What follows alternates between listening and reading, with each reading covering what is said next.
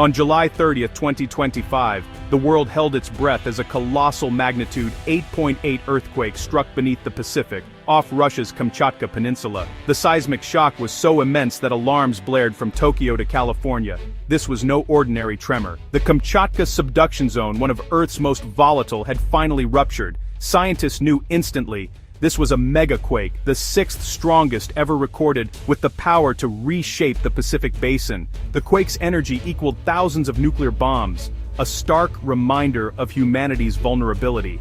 On Kamchatka, the ground heaved, buildings cracked, and the landscape rippled. But the real danger was already racing across the ocean, a tsunami, unleashed by the quake's violent displacement of water. The Pacific Tsunami Warning Center issued urgent alerts. Millions along the Pacific Rim braced for impact.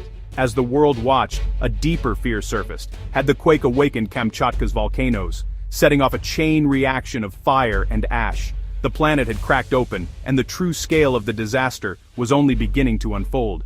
This catastrophe didn't come without warning. For a year, the Earth sent signals, foreshocks and swarms hinting at the immense pressure building beneath Kamchatka. In August 2024, a magnitude 7.0 foreshock rattled the region, followed by a 7.4 quake just 10 days before the main event. That 7.4 foreshock triggered an unusually intense swarm, 138 aftershocks, far more than expected. Scientists recognized the pattern, a countdown to disaster. Kamchatka, a key segment of the Pacific Ring of Fire, is no stranger to seismic violence. But this sequence was different. Each tremor released stress, but also transferred it, priming the fault for a catastrophic rupture.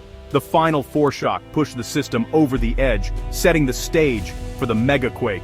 In hindsight, the warnings were clear, a year-long drumbeat leading to the inevitable. Yet even with all the data, no one could predict the exact moment the Earth would break. The planet had been telegraphing its next move, and when it came, it was unstoppable. The countdown had ended. The rupture had begun.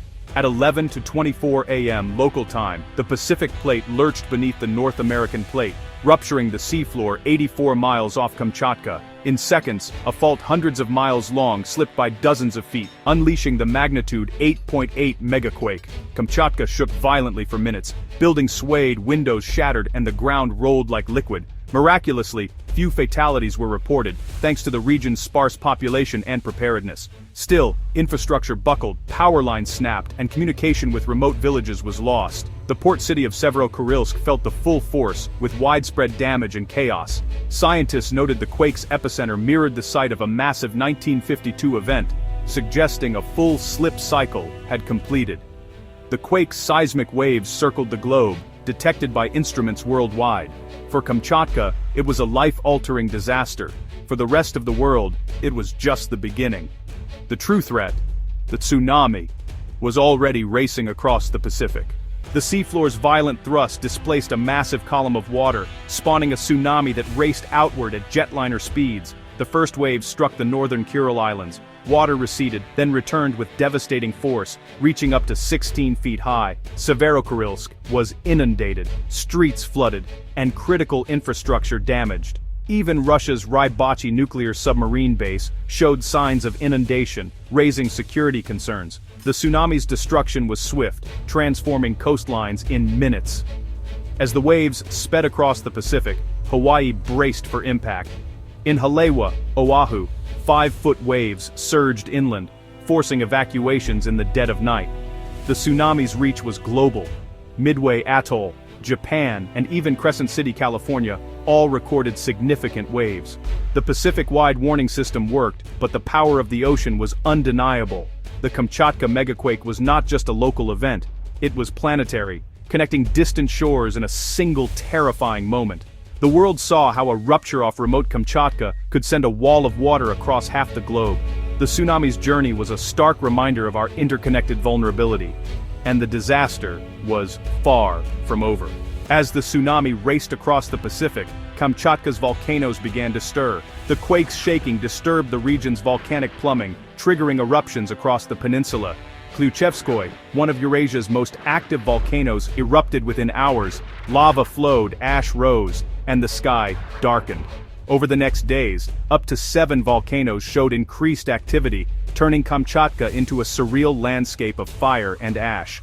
The most shocking eruption came from Krasheninnikov, silent for over 500 years, which blasted a column of ash 4 miles high. Scientists were stunned.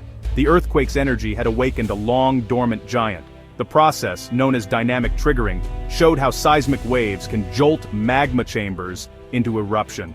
For Kamchatka's people, it was a multi-front disaster: earthquake, tsunami, and now volcanic ash blanketing the land. The megaquake had not just cracked the crust, it had rung a bell for the entire volcanic field. The chain reaction was a terrifying confirmation of scientists' worst fears. The connection between the devastating megaquake and the sudden volcanic eruptions might seem straightforward at first glance, but the underlying science is far from simple. Earth's crust is a tangled web of forces, and even the most advanced models struggled to predict how one disaster might set off another. While the idea of dynamic triggering, where earthquakes set off volcanic eruptions, is widely accepted, the eruption of Krasheninnikov left experts scratching their heads. The stress changes measured at the volcano were relatively modest, yet the eruption was both sudden and spectacular, defying expectations.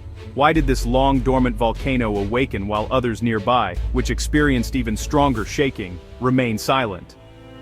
The answer isn't clear, and it suggests that there are still hidden variables at play deep within the Earth.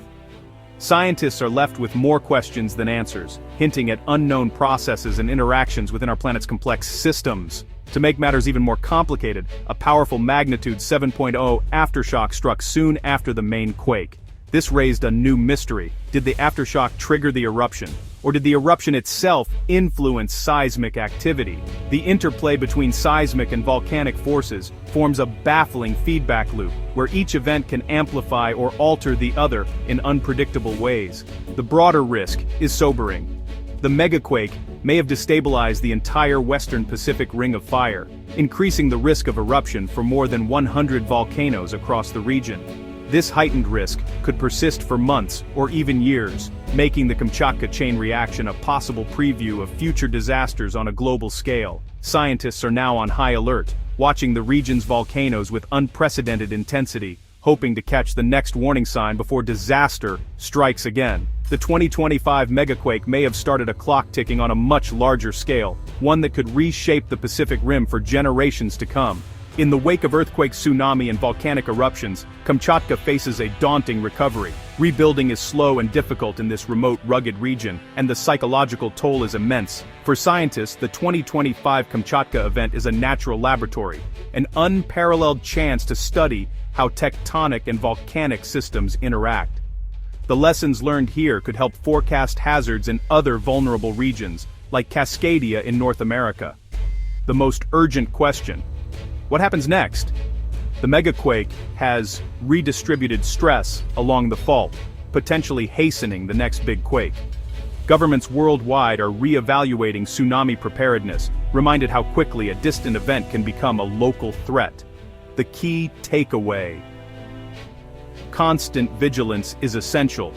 The 2025 Kamchatka disaster is a humbling lesson in nature's power, and in our need to understand, prepare, and adapt. The future remains unwritten, but the world is now on notice.